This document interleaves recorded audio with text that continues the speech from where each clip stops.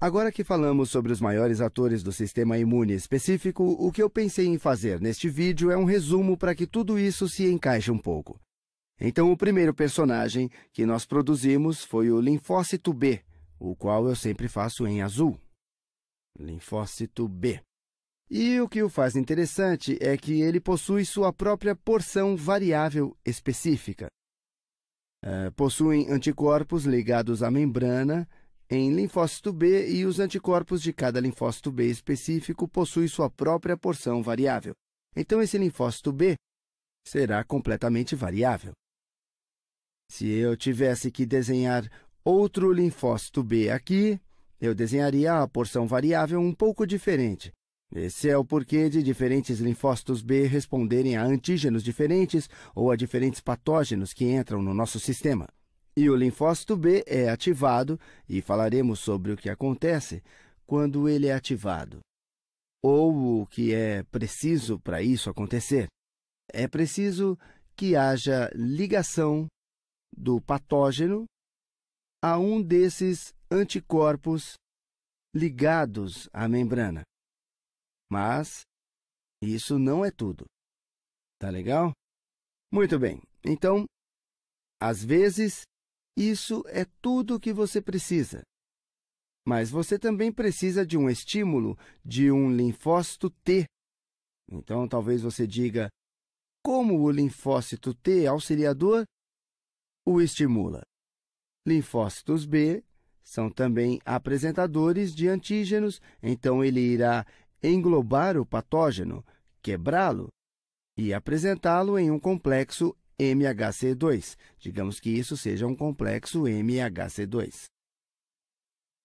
Esse indivíduo é cortado e parte dele é apresentada aqui, e quando um linfócito T auxiliador ativado, cuja porção variável do seu receptor é específica para o patógeno, ele pode vir e ativar o linfócito B. Eu não estou desenhando esse receptor direito, mas aqui é um linfócito B auxiliador e esse é um linfócito B. Uma vez que ele é ativado, começa a se diferenciar e a se clonar, e pode também se tornar uma célula efetora, e isso tanto para os linfócitos B e T. Uma vez que eles são ativados, seguem clonando-se ou tornam-se células efetoras ou células de memória. Células de memória ficam por perto por muito tempo, tal que no futuro você terá muito mais dessa versão de linfócito B. Se você pegar esse antígeno ou patógeno no futuro, a probabilidade de cair desse tipo de linfócito B será maior e a resposta mais rápida. As células B efetoras produzem e elas se tornam máquinas de produzir anticorpos. As células B efetoras. Então, você vai dizer, esse anticorpo se liga a esse antígeno que nós temos no sistema agora. Deixa apenas produzir 1 tonelada deles. Isso começa a desenvolver toda a maquinaria celular e que produz anticorpos como louca. Eu gostaria de falar algo que minha esposa me mostrou. Ela me viu preparando o último vídeo e, sendo especialista em hematologia, ela disse que muito desse assunto é imunologia, então eu tenho que ouvi-la, né? Ela é uma especialista nisso. No último vídeo, eu disse, os linfócitos B, uma vez ativados, se eles forem linfócitos B efetores, eles produzem anticorpos. Eu quero ser muito claro, são apenas os linfócitos B efetores que produzem os anticorpos, e o termo comum para eles, se alguém vier até você e disser quais células no corpo estão produzindo anticorpos, você não estaria errado se dissesse linfócitos B efetores, mas o termo que as pessoas esperam ouvir são células plasmáticas. Células plasmáticas e linfócitos B efetores são a mesma coisa. Mas quando dizem o que acontece a um linfócito B quando ele começa a produzir anticorpos, então o chamam de célula plasmática, não a chamam mais de linfócito B. E eu quero deixar isso claro, assim como minha esposa, temos médicos que poderiam perguntar qual célula no corpo produz anticorpos, e se você diz linfócito B, eles vão dizer, não, errado, é a célula plasmática. Ou se você diz linfócito B efetor, eles também não vão ficar felizes, querem ouvir célula plasmática. É o termo utilizado nos círculos da imunologia e, ao que parece, nos da reumatologia. Eu deveria dizer que minha esposa é hematologista? Não, não, não, não. Ela está estudando reumatologia. Eu me confundo com todos esses logias. De qualquer forma, isso é o que os linfócitos B fazem. E esses anticorpos podem então se ligar a coisas e destruir vírus e antígenos, vírus ou exemplos de antígenos e bactérias, e os marcam para serem retirados pelos macrófagos ou outros tipos de fagócitos. Esses são os linfócitos B. Você também tem os linfócitos T. Eu vou falar sobre os linfócitos T de forma um pouco diferente do que fiz nos meus últimos vídeos, apenas para dar um pouco mais de nuance. Há dois tipos de linfócito T. Você dirá linfócito T auxiliador e linfócito T citotóxico. Você não está errado, mas o que eu vou fazer é uma leve diferenciação apenas para que você fique mais familiarizado com esses termos. Então, existem dois tipos de linfócitos T. E todos os linfócitos T possuem receptores de linfócito T. Eles também têm essas outras proteínas e alguns deles possuem umas proteínas chamadas CD4 e alguns deles têm o que chamamos de CD8. CD4 e CD8. Aqui. Vamos marcar com essa cor. CD8. Muito bem. Então, essa célula aqui seria chamada de um linfócito T CD8 positivo. Ele possui proteína CD8 nele. E esse pode ser chamado de linfócito T CD4 positivo. Eu nunca usei essas células antes. Eu diria, caramba, de onde essas células vieram? Agora, o receptor CD4 é a coisa que quer se ligar. Ela quer se ligar. Esta é a coisa que ajuda a levar para os complexos MHC2. Então, os linfócitos T CD4 são os linfócitos T auxiliadores.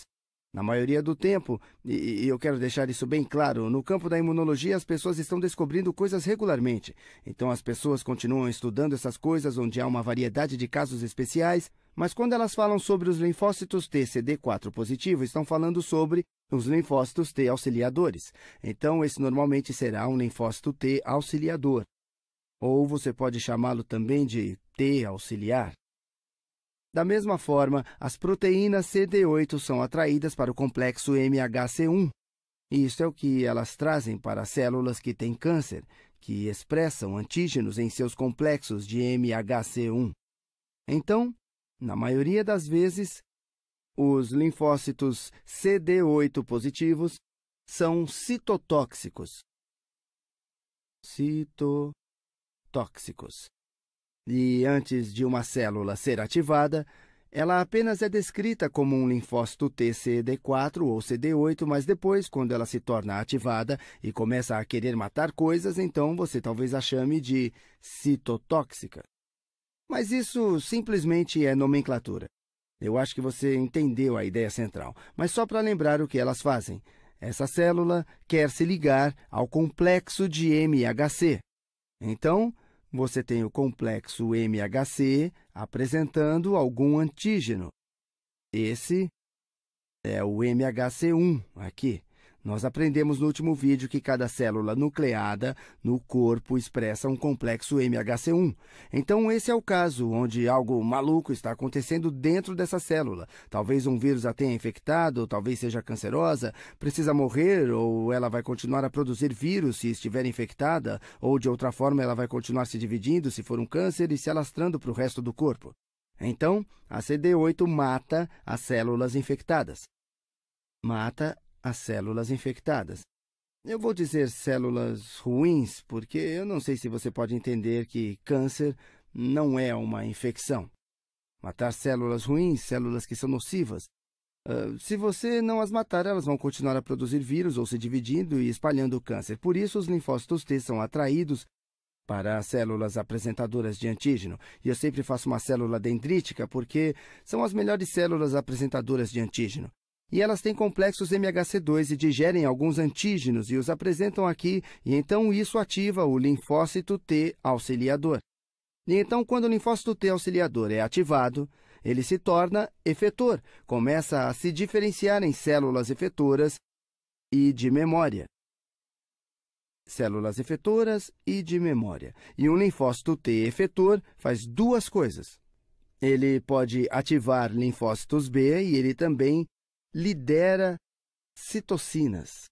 Ele pode ativar linfócitos B e também liberar citocinas. Digamos que essa célula seja ativada. Ela também começará a liberar químicos, que são realmente aqueles sinos de alarme que dizem aos outros para se prepararem. Talvez linfócitos B e T citotóxicos comecem a se proliferar mais vigorosamente.